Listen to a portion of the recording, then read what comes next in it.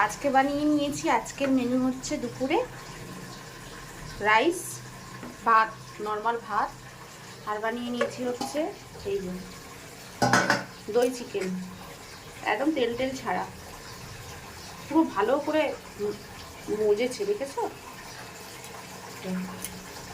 যাই হোক, leg piece খাওয়া কিন্তু ভালো না, ব্রেস্ট পিস খাওয়া ভালো। যাই হোক, এটা একটু শুকনো শুকনো করতে বলেছে, তাই শুকনো শুকনো করেছি। আরেকটা আছে মেনু, দেখাচ্ছি।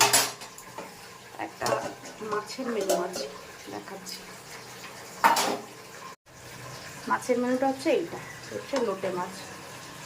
কতক্ষণ যে সময় লাগে এই লোটে মাছের চুলো করতে।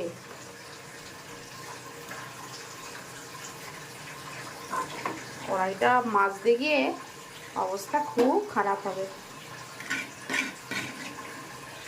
পুরো 1-1.5 ঘন্টা ধরে করলাম লোটে মাছের ঝুড়ো।